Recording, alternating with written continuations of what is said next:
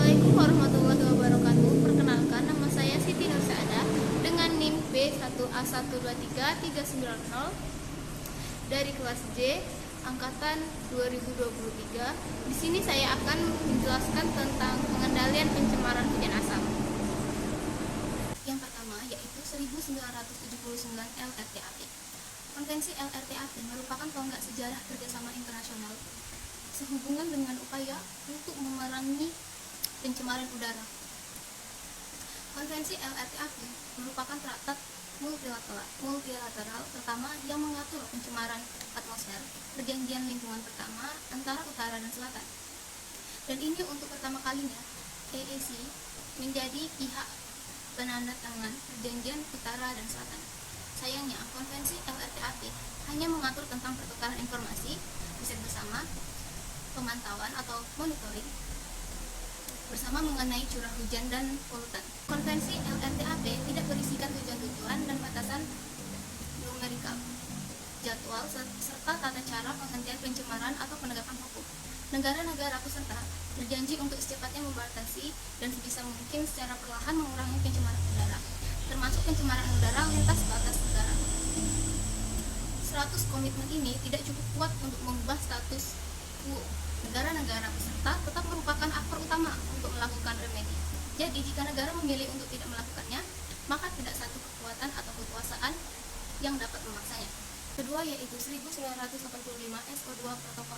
Karena menyadari bahwa konvensi LRTAP tidak dapat mengurangi emisi yang menimbulkan hujan asam jika standar pengurangan tidak ditetapkan, maka lembaga eksekutif dari konvensi LRTAP pada bulan Juli 1985 menetapkan Protokol Konvensi 1979 tentang polusi udara lintas batas jangka panjang tentang pengurangan emisi belerang atau flux lintas batasnya sedikitnya 30%. Protokol SO2 menggunakan mekanisme pengurangan emisi dengan sistem ban bocor atau flat rate reduction mechanism. Dalam konteks ini, semua negara-negara anggota diminta untuk mengurangi emisi sulfur mereka yang punya dampak lintas batas negara paling sedikit sampai 30% secara sama rata. Yang ketiga yaitu Protokol NOx 1988.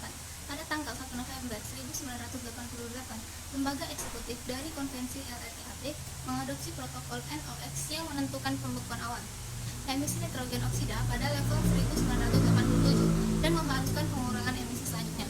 Protokol NOx ini menerapkan pendekatan bebas kritis, yaitu perkiraan eksposur kuantitatif kepada satu atau lebih polutan di bawah mana efek merusak yang signifikan pada elemen-elemen lingkungan sensitif tidak terjadi sesuai dengan perkembangan ilmu pengetahuan terkini. Yang keempat yaitu Volatile Organic Compounds Protocol. Protokol ini bertujuan untuk membatasi emisi VOCs dan formasi ozon dan photochemical oksidan. VOCs umumnya digerakkan untuk pembakaran tidak sempurna dari bahan bakar fosil dalam mesin kendaraan bermotor. Mereka dipancarkan ke atmosfer karena penguapan pada waktu penyulingan, distribusi dan penggunaan bensin, dan selama penggunaan produk yang berisikan solvent seperti cat, lem, dan tinta. Protokol VOCs menggunakan dua mekanisme utama untuk membatasi zat-zat yang diatur. Mekanisme pertama mengatur 3 opsi yang negara anggota dapat pilih agar supaya dapat membeku dan mengurangi emisi VOCs. Mekanisme kedua menuntut pengadopsian kontrol yang berdasarkan teknologi untuk sumber sekunder, seperti kendaraan bermotor dan produk-produk yang menimbulkan emisi VOCs. Yang kelima yaitu Further Reduction of Sulfur Emission Protocol. Protokol ini merupakan perbaikan terhadap pendekatan pengurangan flat rate sebagaimana diterapkan oleh Protokol SO2 1983 tentang pengurangan emisi belerang atau flux lintas batasnya tidak 30%. Pendekatan flat rate diganti dengan pendekatan critical loss, yaitu perkiraan eksposur kuantitatif terhadap satu atau lebih polutan di bawah mana akibat merusak yang signifikan pada elemen lingkungan sensitif tertentu tidak terjadi.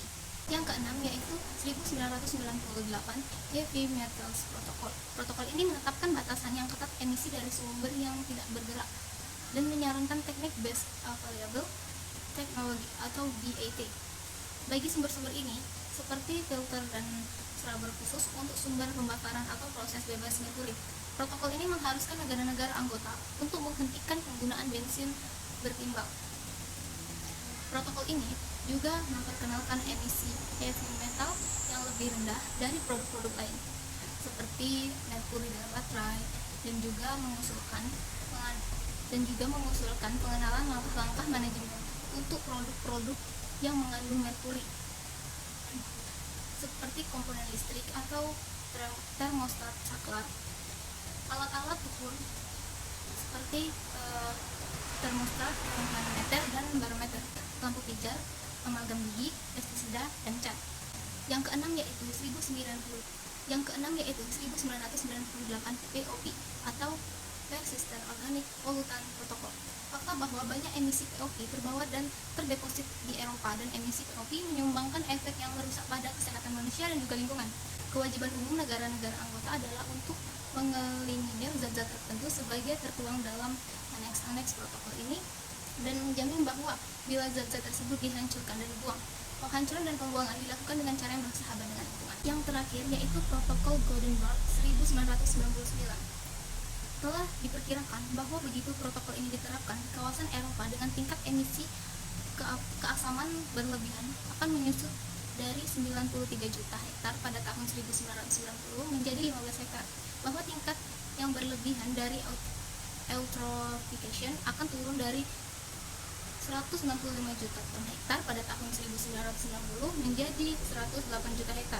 Jumlah hari dengan ketingkatan ozon yang berlebihan akan diturunkan setengah. Konsekuensinya diperkirakan bahwa umur kehidupan hilang sebagai akibat efek kronis dari tereksposnya dengan ozon yang akan menjadi 2.300.000 lebih rendah di tahun 2010 daripada tahun 1990, dan akan ada sekitar 47.500 lebih sedikit kematian prematur sebagai akibat dari eksposur ozon dan debu di udara. Tumbuhan yang terekspos dengan ozon yang berlebihan akan turun 44% tahun 1990.